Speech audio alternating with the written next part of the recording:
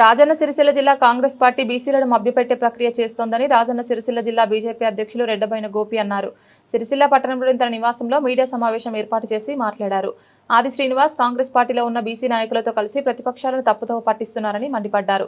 బీసీల మీద ప్రేమ ఉంటే రాష్ట్రంలో ఉన్న బీసీ విద్యార్థులకు రావాల్సిన 8,000 కోట్ల ఫీజు రియంబర్స్మెంట్ ఎందుకు ఆపారని ప్రశ్నించారు. కాంగ్రెస్ పార్టీ 60 సంవత్సరాల అధికారంలో ఉందని ఒకనాడు కూడా బీసీ రిజర్వేషన్ల గురించి మాట్లాడలేదని అన్నారు. ఈ కార్యక్రమంలో బీజేపీ పట్టణ అధ్యక్షులు దూమాల శ్రీకాంత్, ఉపాధ్యక్షులు నరసయ్య, జిల్లా కార్యదర్శి కర్ణె హరీష, మ్యాన రాంప్రసాద్, చొప్పదండి శ్రీనివాస్ తదితరులు పాల్గొన్నారు. పాత్రికేయ మిత్రులందరికీ నమస్కారం. అందరికీ ముందుగా దీపావళి శుభాకాంక్షలు. నిన్నటి రోజున ఏదైతే బీసీ సంఘాలన్నీ బంద్ ప్రకటించినాయో 42% రిజర్వేషన్ బీసీలకు ఇవ్వాలని చెప్పి, దాంట్లో భాగంగా అసెంబ్లీలో తీర్మానం చేసిన సమయంలో భారతీయ జనతా పార్టీ 8 మంది ఎమ్మెల్యేలు ఆ తీర్మానానికి అనుకూలంగా తీర్మానం చేసిండ్రు. దాని తర్వాత ఎంపీలే సహకరిస్తలేరని చెప్పి గౌరవ ప్రభుత్వ పెద్దలు, ప్రభుత్వ విప్ గారు నిన్నటి రోజున ప్రెస్ మీట్ పెట్టిండ్రు.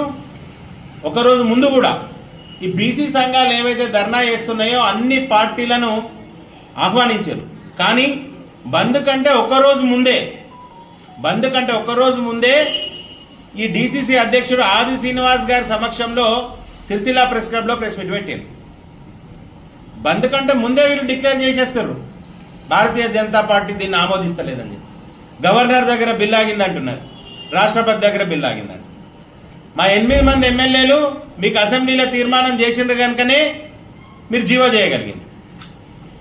మా 2 మంత్రులలో బండి సంజయ్ కుమార్ గారు సిరిసిల్ల గ్రౌండ్లో సైకిళ్ల పంపిణీ కార్యక్రమంలో పాత్రికేయ మిత్రుల సమక్షంలో చెప్పింది 42%కి 42% బీసీలకే అయితే 10% ముస్లింలకు కాకుండా 42%కి 42% బీసీలకే చేసినట్టయితే నేనే గౌరవ ప్రధానమంత్రి గారిని కల్పిస్తా అని చెప్పింది.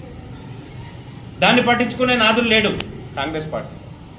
కాంగ్రెస్ పార్టీ జీవో చేసిన తర్వాతనే స్థానిక సంస్థల ఎన్నికలకు పోతే ఎన్నికలు చేయాలి కానీ రిజర్వేషన్ చెల్లదని కోర్టు కట్టేసింది. మరి కోర్టుకు వచ్చేసిన తర్వాత నిన్నటి రోజున బీసీ సంఘాలు కాంగ్రెస్ నాయకులు కలిసి ఏదైతే ధర్నా కంటే ముందు రోజు ప్రెస్ మీట్ పెట్టారు, ధర్నా రోజు ప్రెస్ మీట్ పెట్టారు. మరి దేని మీద వీళ్ళు ఉద్యమం చేస్తున్నారని అడుగుతున్నాం. ఈరోజు స్టేజ్న కోర్టు మీద చేస్తుండ్రా? మరి రోజు తెల్లారు లేస్తే రాజ్యాంగాన్ని పరిరక్షిస్తామని రాజీవ్ గాంధీ చెప్తారు. మరి కోర్టు చట్టానికి వ్యతిరేకంగా రేవంత్ రెడ్డి జీవోలు ఎట్లా తీస్తున్నారని అడుగుతున్నాం. ఇవాళ అంటే బీసీలను మభ్యపెట్టడానికే ఇటువంటి ప్రక్రియలు కాంగ్రెస్ పార్టీ చేస్తున్నది. మరి ఈరోజు మీ ప్రభుత్వంలోనే ఆది శ్రీనివాస్ గారు మీ ప్రభుత్వంలోనే బీసీల లెక్క ప్రకారం 8 మంది మంత్రులు ఉండాలి, 3 ఉన్నారు. మరి రేవంత్ రెడ్డి ఇంటి ముంగట ధర్నా ఫస్ట్ ఆ దమ్ముందా నీకు?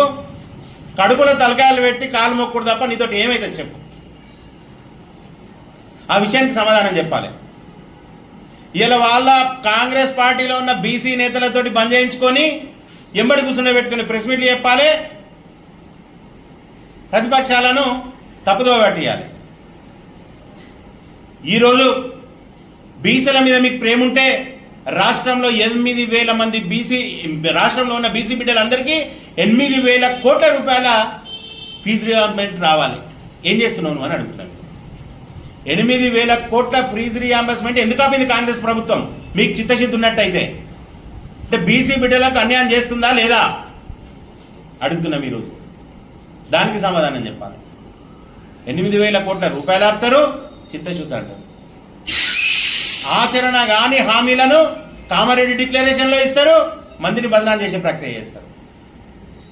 మీరు మీ ప్రభుత్వంలో ఒక బీసీ బిడ్డ అయిన పొండ సురేఖ ఇంటికి పోలీసు వాళ్ళు రావడాన్ని మీరు సమర్థిస్తున్నారా? ఆది శ్రీనివాస్ గారు సమాధానం చెప్పాలి. ఫస్ట్ మీ పార్టీలో మీ ప్రభుత్వంలో బీసీలకు ఏమన్నా గౌరవం ఉన్నదా? దీని మీద మీరు ప్రకటన చేయాలి. ఈరోజు ప్రభుత్వంలో మీరు ప్రభుత్వ విప్ అయి ఉన్నారు. ప్రభుత్వంలో భాగస్వామ్య కొండ సురేఖ గారింటికి పోలీసు వాళ్ళను పంపడాన్ని మీరు సమర్థిస్తున్నారా, స్వాగతిస్తున్నారా? దానికి సమాధానం చెప్పండి.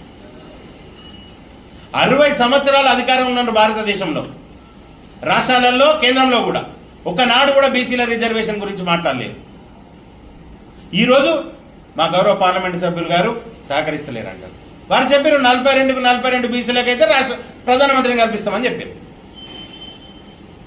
దాని పట్ల చిత్తశుద్ధి లేదు.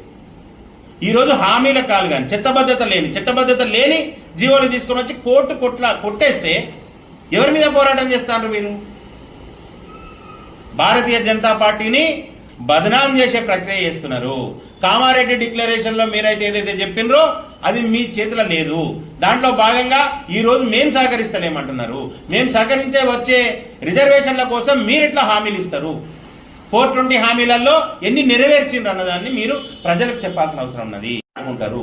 ఇంకెన్ని రోజులు బీసీలను మోసం చేస్తారు అని చెప్పి కాంగ్రెస్ పార్టీని ఈరోజు భారతీయ జనతా పార్టీ పక్షాన ప్రశ్నిస్తున్నాం. దీనికి ప్రభుత్వ విప్పు డీసీసీ అధ్యక్షుని హోదాలో మాట్లాడిన ఆది శ్రీనివాస్ గారు సమాధానం చెప్పాలా? ఆది శ్రీనివాస్ గారు సమాధానం చెప్పాలి. దానికి గాను మరి ఏ రకమైన బాధ్యత తీసుకుంటారు మీరు? మీ ప్రభుత్వం చేస్తున్న ప్రక్రియలన్నీ చట్టబద్ధత అయితే ఎందుకు కోర్టు కొట్టేస్తున్నాయి? దానికి గాను సమాధానం చెప్పాల్సిన అవసరం ఉన్నది.